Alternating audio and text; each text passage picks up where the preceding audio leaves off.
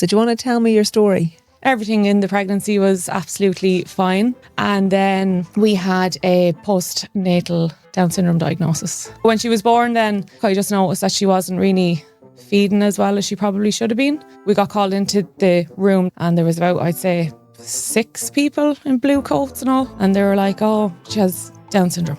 I was like, I literally thought my child was dead, the way they were carrying on. How did that make you feel? If anything, she's probably made my life much better.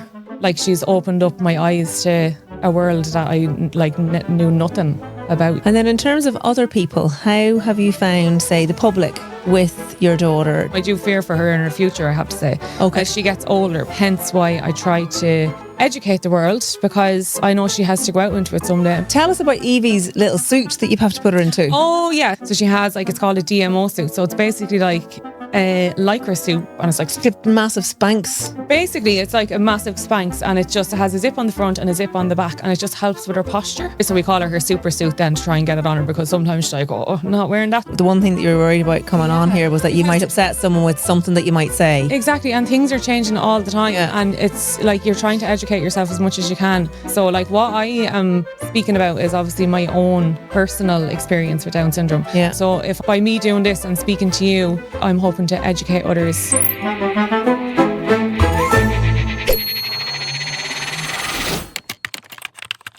Melissah. Yes.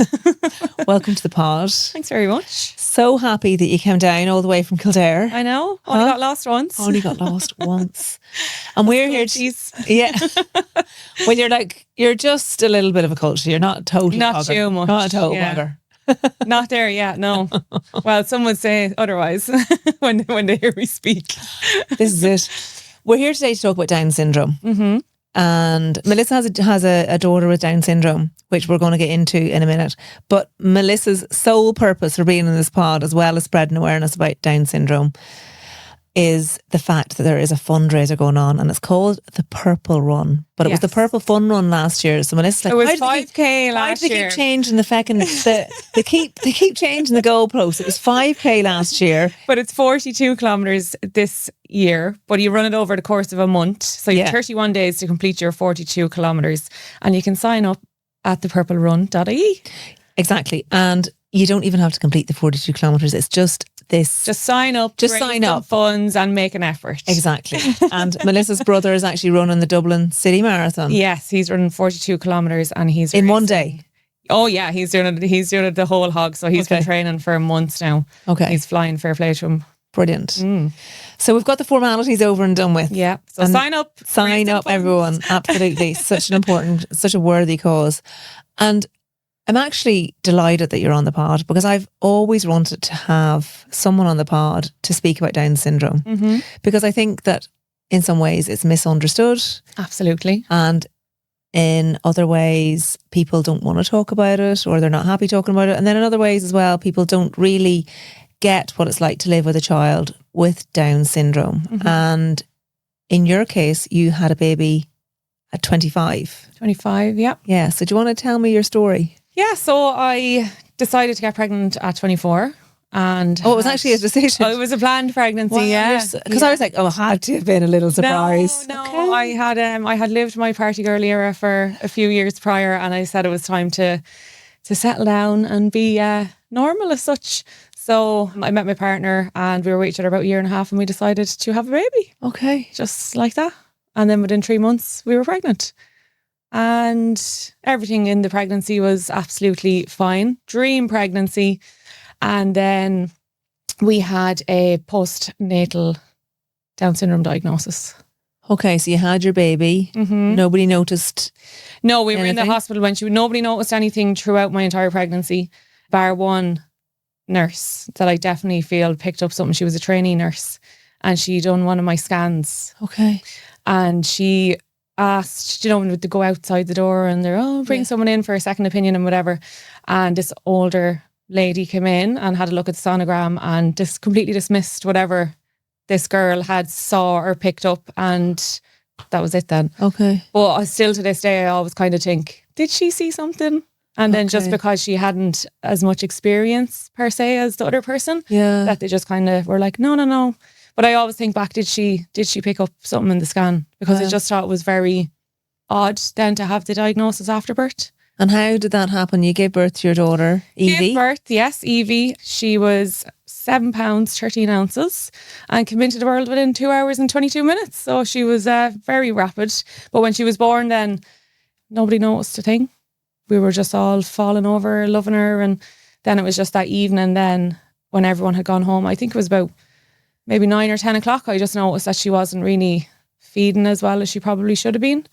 And how did you know that? Just the way she was kind of sucking on the bottle. She wasn't really getting a grip of it as such. And just obviously the formula wasn't going down in the bottle then either. Okay, yeah. But she wasn't like really crying either for the milk, you know. Okay. So I was like, is she hungry? Is she not hungry? But they insist, you know, you wake them up, you feed them. And yeah. so I called the nurse then and she came, had a little look and kind of assessed the situation and was like, oh yeah, she's struggling a little bit. So we'll bring her upstairs to the NICU or whatever. So I was like, grand.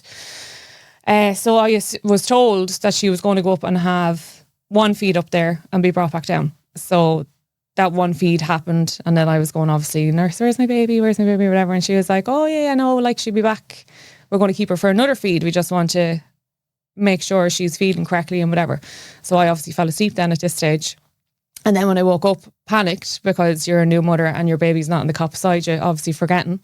So I went investigating again as to where she was. And I was just told that she was staying up there for the evening. So then I obviously started to panic, thinking that there was something wrong. You know, so I rang my mum and my husband and he was like, calm down, everything's fine. Like, relax.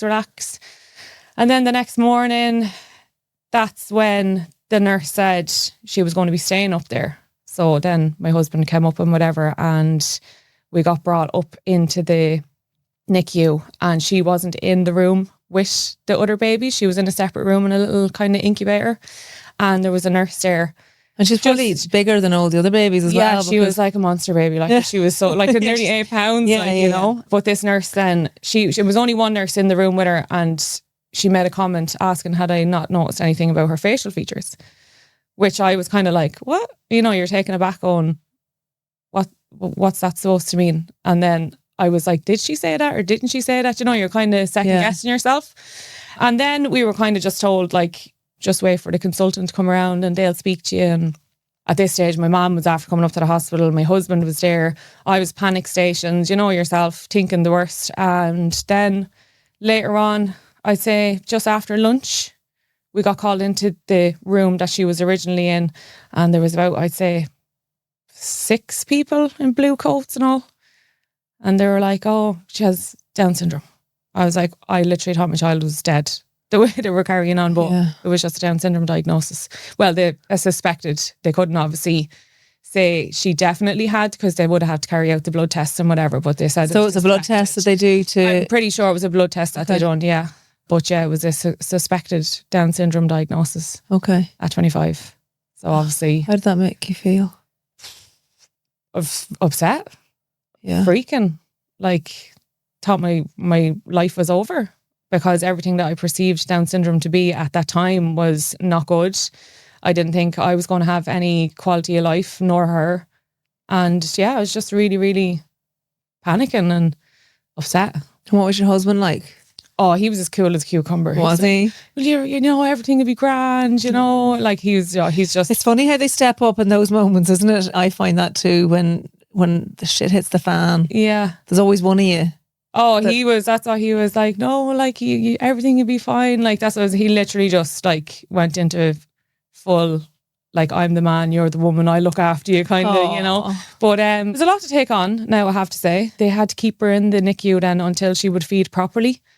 So it was a couple of days, then we were in the hospital, but they gave us like a private room, which to me then felt like, oh, I have a child with Down syndrome, so I'm being segregated to this, you know, you have your own room, you stay in there, like, even though it obviously wasn't like that, but in my brain, that's what I was thinking because, oh, she has a child with Down syndrome, so let's like segregate her into that room. But I was like, you know, that was just me. I know. Thinking like that, you know. But you're so sensitive as well at the time too. I know, and even like my mum was like, oh shit, it's only a Down syndrome diagnosis, sure, there won't be a bother on her, she'll be grand. I was like, if I knew then what I know now, like I wouldn't have been upset at all, because what I perceived it to be was like, just I wasn't going to be able to progress and do anything with my life. And if anything, she's probably made my life much better. Like she's opened up my eyes to a world that I like knew nothing about. You know what I mean? It's just, it's crazy how you can think something is going to be so bad, but it ends up being like amazing. Yeah. Amazing. And has she needed to have any kind of surgeries? Because sometimes there's issues with their heart, isn't there? Yeah, no, we were very lucky. She did have a minor hole in her heart, but it closed up itself. So she had a couple of appointments in Crumlin and stuff when she was smaller, but like that, it healed up itself. So she was fine, thankfully. That's great. Yeah, it's very good now. And in terms then of, you've had 2 other babies since, 2 other girls. Yeah, so all 3 the sisters. Well, you and I are evening out the world together because I have 3 lads.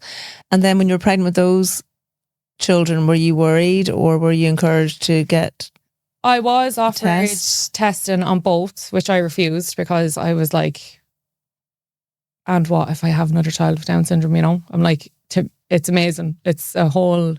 Now, it probably would have been hard. Like I'm saying, having a child with Down syndrome is amazing, but it's not without its hardship too. You know what I mean? There is, but it's also because you really love your daughter, exactly, and she brings you such joy. Yeah, I wouldn't change a hair on her head. You know what I mean? So if I was to have another child like Evie, the world would just be double the fun. You know? Yeah. So to me, it didn't bother me. So I didn't want to have to test him. And did anyone ever say anything to you like, "Oh, why wouldn't you have?"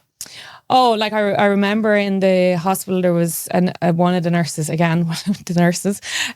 she said to me, would you not have the testing, because imagine if you had another one, which was kind of like, oh, you know, you obviously don't know anybody with Down syndrome or have anyone in your life with Down syndrome, because you wouldn't be phrasing it in that way first off.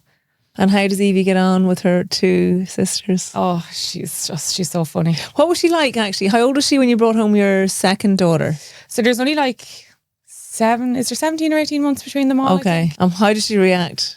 Oh, she was just loving her. Yeah, she's such a social girlie. Like she just loves, more so adults. She doesn't like to engage with kids her own age. She's more of she's like a granny. We always she loves to sit up like with a little blankie and, you know, makes like her and Gaggy are like this. She goes up for noodle dates with Gags all the time, and you know, she's just goes up there and would rather hang out with him than hang out with me, to be honest. Is that Grandad? Yeah. Okay. Her Gags, as she calls him. Okay. Yeah, has him wrapped around her finger. I'd say so. Oh yeah, first grandchild she was.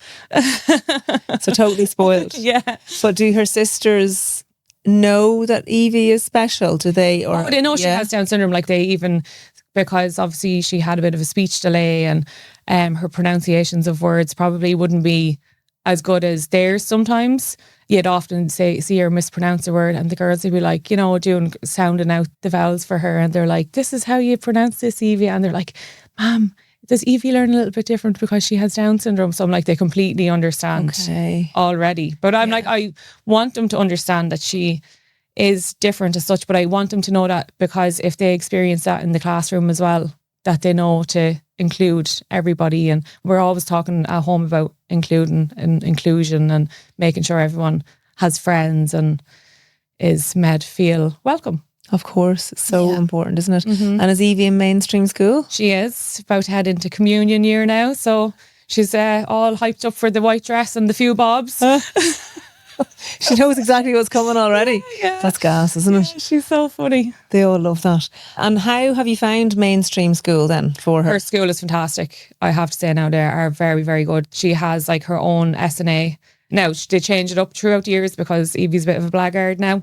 And once she gets used to somebody, she's well able to kind of manipulate them. Yes, yeah, she's a devil. So we've been through a couple of SNAs, but all of them are fantastic. Her school is very inclusive. They do fundraising for Down Syndrome Ireland on World Down Syndrome Day and stuff as well, with the Rock Your Socks, and they're really, really I've had those socks sent out to me. They do the mismatched socks then in the school as well. Oh, cool. Yeah, so it's really, really, like I think they raised over like $2,000 last year or something.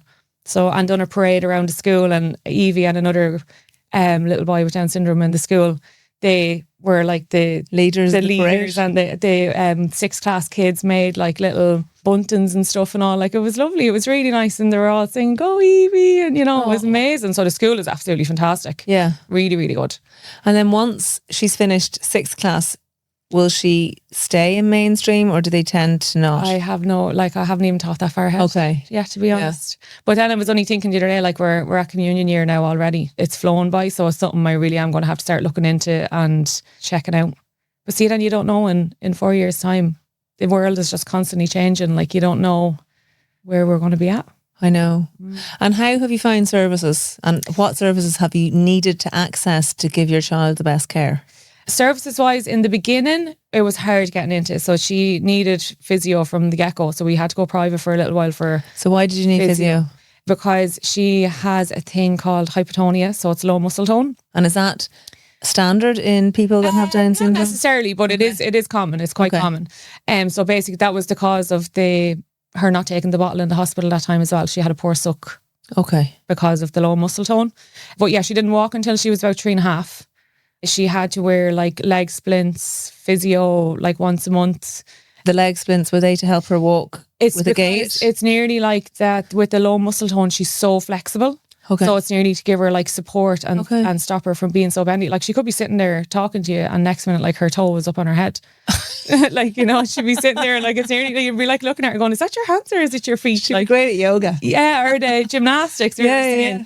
So with the it's hypertonia. Hypotonia, yeah. Hypotonia. And was she crawling? Did she crawl before she walked?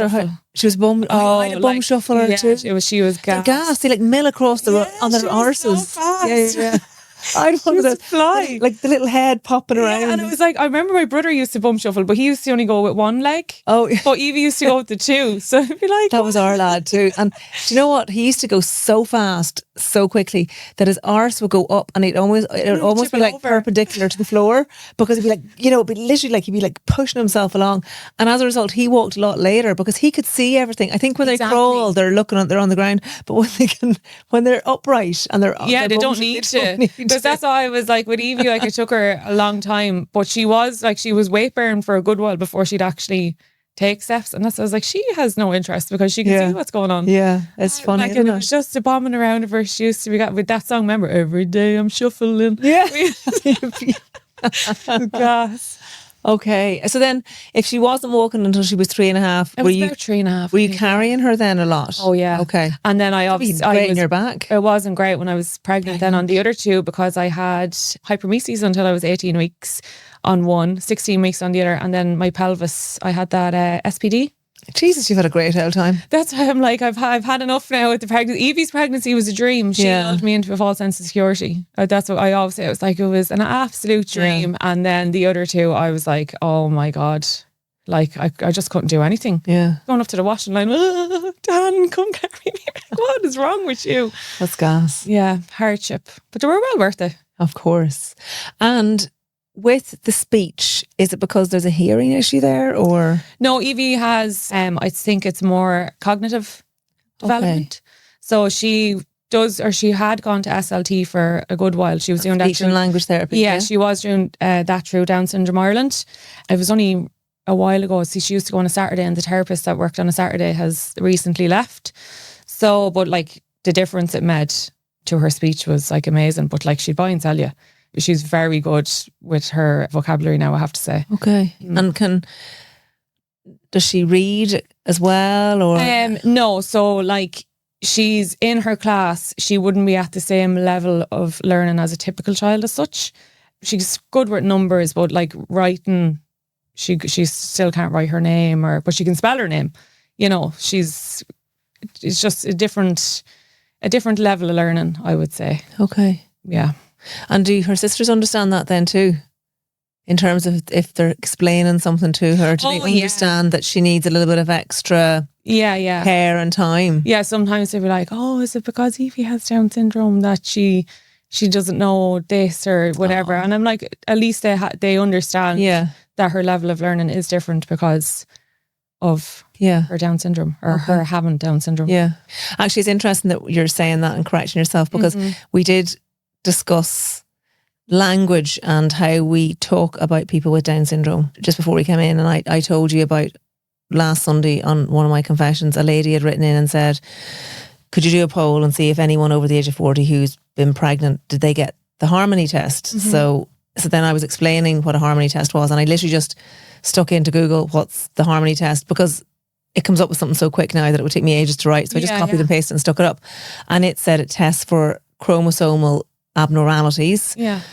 And I got a message in from someone saying, we don't like the term chromosomal abnormalities. We like the term chromosomal differences or issues when we live with people that have these conditions. As a mother of a person or child with Down syndrome, I would have said abnormalities. And it's all about learning different terminologies. Yeah. And sometimes I'd be even afraid to say something that's going to offend somebody, and I'm speaking about my own child. And because you said the one thing that you were worried about coming on here was that you might upset someone with something that you might say. Exactly, and things are changing all the time, and it's like you're trying to educate yourself as much as you can, because obviously there's so many different like things in the world. And everything's changing, and language is changing, and we're being encouraged to speak correctly. Exactly, and you don't want to be offensive or say anything that's going to offend anybody. I do worry though that we've gone sometimes a little bit too far the other way, and then that means that people are afraid to say anything. Yeah, and that's it. Because I find myself watching, because when I got that message in, I was like, oh shit, yeah, because you don't want to be upsetting anybody. You don't want to be offending anybody. So sometimes it's nearly you're better off saying nothing than hurting somebody's feelings, you know? I know, yeah. And then you don't want to do that either, because obviously you want to try and spread the word, and you know, I'm using the best terminology to the best of my ability as well, you know. It's a hard one to... Yeah, but I wanted to bring that up so anyone listening understands where we're coming from. And I'm really coming from a place of very little knowledge, and I want to get the most out of this interview so that people understand. Myself throughout the years. So like what I am speaking about is obviously my own personal experience with Down syndrome. Yeah. But any terminology that I know or I've learned from other people, or I've learned from being in classes with Down syndrome Ireland, or you know, I'm learning from other people. So if I'm, by me doing this and speaking to you, like I'm hoping to educate others. Well, you're educating me, you know. And it's like that. You don't want to be trying to hyperfixate on words, I suppose. Yeah, because then we won't have a fluid conversation. So I think that's important. So you've said that, you know, if you knew back then what you know now, you wouldn't have been as upset when your daughter was diagnosed. And is that because you've said that she didn't have any hearing issues? You said that she can, you know, her speech and that is brilliant, and she has the hyperplasia, but to all intents and purposes, it seems to me that she's just been a really fantastic little girl, and you've you just have a wonderful time. But are there other parents that you've met that have had much more difficulties with, say, their children's health? Like, I mean, your daughter's hole in her heart cleared up without any operations. I know of people that their children needed 4 operations, say. So yeah, we are very lucky in that respect with regards to her health. But there is other parents I know that their children had much more complex needs in the beginning as regards surgeries and whatnot. And like, I think they would voice the same as I would, you know, like it may be a little bit harder. The road may be a little bit more difficult, but what we always used to say, it was like, it's like she's taking the scenic route, but she still gets to where she needs to be in the end, you know? Okay. So she's meeting the milestones. She just takes that a little bit longer. Takes a little bit longer, you know? And like that, she's my child. So obviously it wouldn't matter. I'm going to love her unconditionally regardless. Of course. Yeah. And then in terms of other people, how have you found, say, the public with your daughter? Do you find that people are very friendly and lovely, or do you find that people sometimes act a bit strange? Or oh no, it'd be very friendly. Like in our community, there's lots of people with Down syndrome working in the community and stuff. So Evie'd be welcomed, no problem. Yeah, but even like, what I'm trying to get to, I suppose, is do you ever find there's any kind of discrimination, or do you ever feel like you're othered? No. Okay, I haven't had that now at all, which we're very lucky. But it is something I do fear for her in her future, I have to say, as she gets older, because I always thought at the younger stages, I thought that's when I'd have to worry. But I'm like, no, she's grown up and she's gone out into the big bad world. Hence why I try to educate the world, because I know she has to go out into it someday, and maybe people will be a little bit more nicer if they understand Down syndrome. Yeah. You know? And it's hard thinking beyond her being a child. Yeah. I did ask you that earlier, or taking advantage of her. But to be fair, that's with any person in life, regardless of a diagnosis or not. I suppose every parent has those fears. Yeah. Do you ever worry about her when she's a lot older and when you're gone, or when you're older? And yeah, like I do worry about that an awful lot, I have to say. Now, we're trying to make her as independent as possible, and she is very independent as is already. But I don't want her sisters to feel like they have to look after her and later on in life, if needs be. Not necessarily saying that she will need to be looked after. I know they would, because the bond that they have, you can see it already, like they're sisters and that's it. They're just the three amigos. But I wouldn't want them to feel like they have to look after her. Like she was a burden or something like that. Yeah, I don't think they'd ever think like that, but obviously you think like that as an adult, or as a mother. Yeah, thinking of your adult children growing up. Yeah, it's crazy. It is, isn't it? Yeah. Because I do some talks around the country, and I've done some talks with women with intellectual disabilities when it comes to the menopause. And what always struck me was first of all, they love it. I bring my vulva puppet and they have great crack. And there's Down syndrome ladies there, and then there's other ladies with intellectual Down syndrome. Sorry, there you go. Now I suppose ladies with Down syndrome. It's always person first. Person first, okay. Yeah, when it comes to speaking about people with Down syndrome. Okay. Yeah. Whereas with autism, it's the opposite. Yeah. So that can be hard for people to get their head around. Yeah. So, okay. So ladies with Down syndrome and other ladies with intellectual disabilities, and they just love when I bring out the puppet, and they have the vulva puppet, and we have great fun. But what always struck me was with the key workers there's always some people that don't attend because they're parents, and this might be a generational thing. They don't think that their daughters are going to go through the menopause, or they're like, why would we need her to understand that? Because it's almost like they still think of them as children or non-sexual beings. Yeah, so they don't need to. And that's, it's just sad for everyone, I suppose. You want to give your children as much, or your adult children, as much information and as much help going out into the world as you can. So no, it was interesting because a lot of them then, all of them will go through menopause, but they may not be able to articulate their symptoms. Yeah. And what might be low mood due to, say, hormonal deficiencies could just be perceived as like regression or other things. So it's just, it is interesting. They don't understand, so they're not able to explain. Yeah. So I think it's so important that we as a community are so inclusive. Absolutely. So very important. And then what is the roadmap in general for adult people with Down syndrome in terms of their care after their parents aren't around anymore? To be honest, I have not looked that far into life. Yeah. Like, I'm very much a live for the moment type of person. Like, obviously it is something I will have to look into. It's probably something I should be looking into already, to be fair, but I just haven't went that far down the road yet. I'm very much in the now. Okay. And just primary school and educating her as much as I can in the road to being an adolescent, I suppose. We have to get the adolescence first. Oh my goodness. And everything that goes with that. 3 hormonal women plus a mother going through perimenopause at the same time. Husband. We slag him about it all the time. He's like, oh God. Well, what I will say to you, do you know what? Get the period pants, because it'll save you a fortune, because the sanitary towels. Period pants. So you can get the pants that absorb the blood.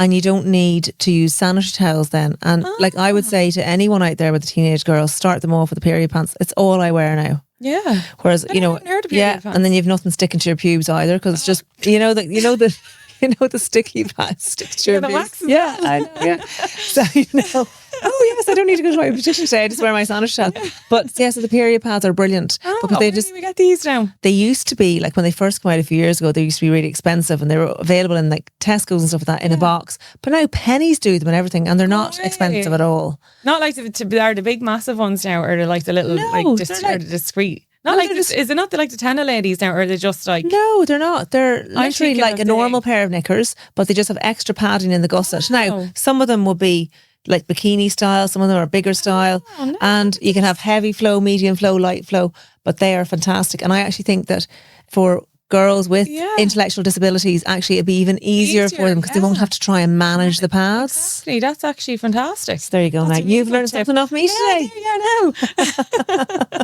And then you won't be spending a fortune in those disposable pads either, and it's kind they're of so better bad for the environment. Yeah. There you go. Look.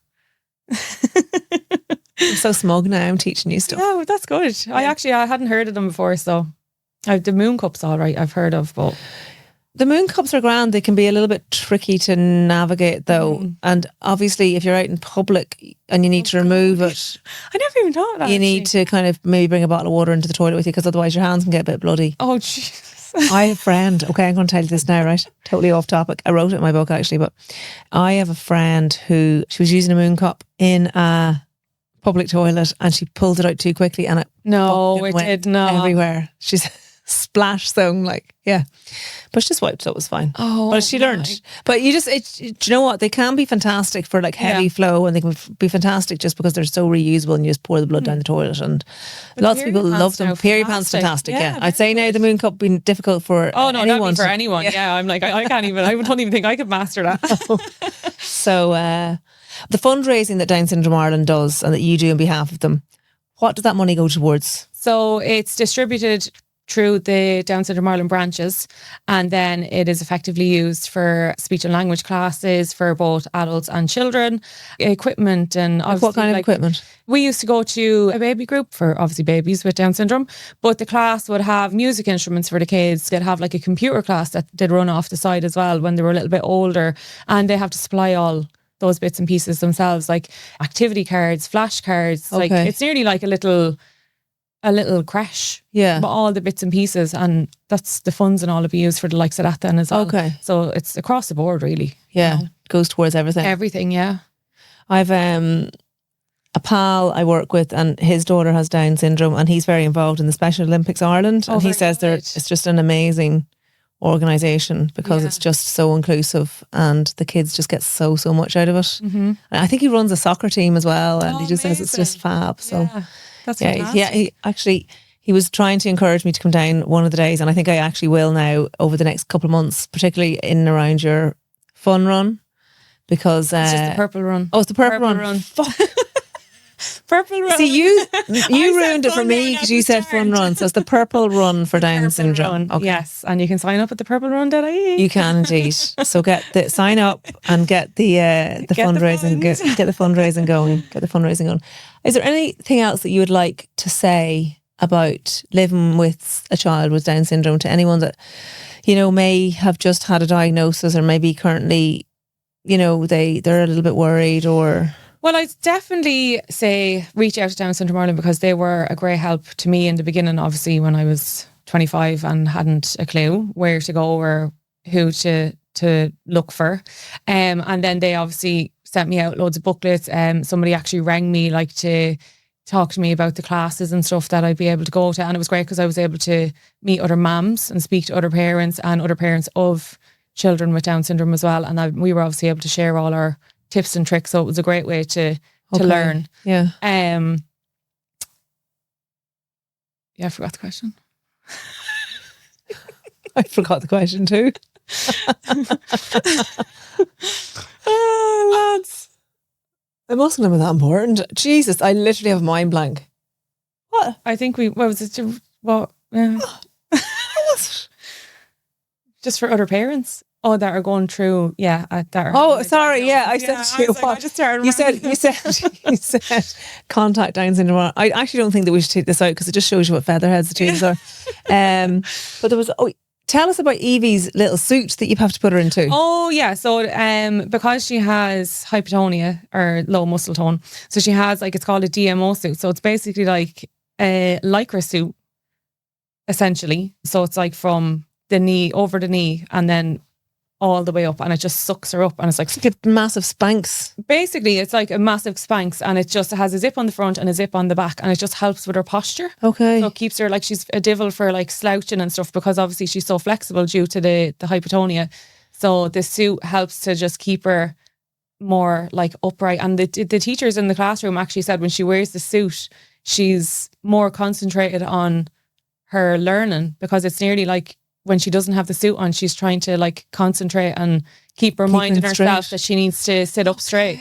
So yeah, definitely makes a difference. So we're getting a new one of those now soon. And do they have to be specially fitted? Yeah, so she'd be measured and then it's made, she gets to pick the colours, and which is really cool as well. So again, that's like more kind of services and stuff, but she gets to pick the colours. So we call her super suit then to try and get it on her, because sometimes she's like, oh, not wearing that today. I was going to say, is it uncomfortable and warm? I think, well, yeah, it could be warm, especially in the summer. Now, she only outgrew her last one, and when she was getting to the end where it was kind of getting a bit tight, she was like, no, I'm not wearing that today. And then she does have also, she had like heel cups. So her feet are very, very flat as well. So the heel cups are basically like, you know, like an instep kind of, that they go into her shoe. But they had given her a new, it was an another type of it anyway, that went up around the ankle. And this time she was like, nah, not a chance. She wouldn't whip air in them at all. She was like, I'm not putting my feet on the ground.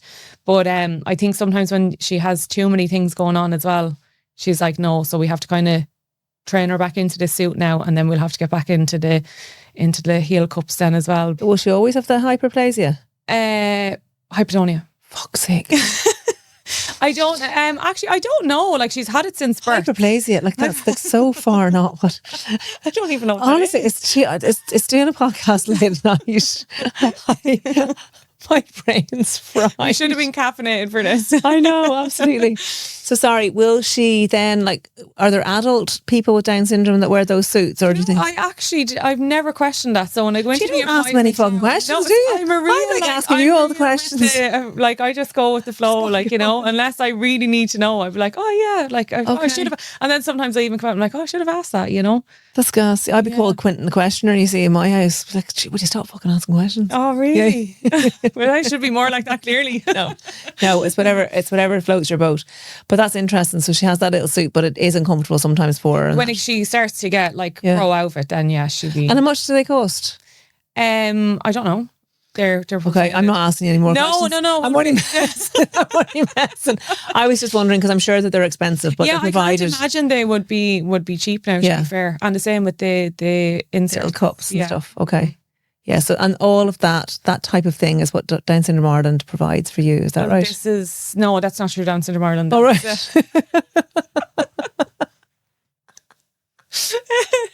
What's that through? Just normal services? Just normal services, yeah.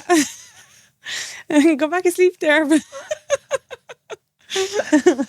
At least it's been fun. It's been a fun podcast. Yes, it has. And you know what? It hasn't been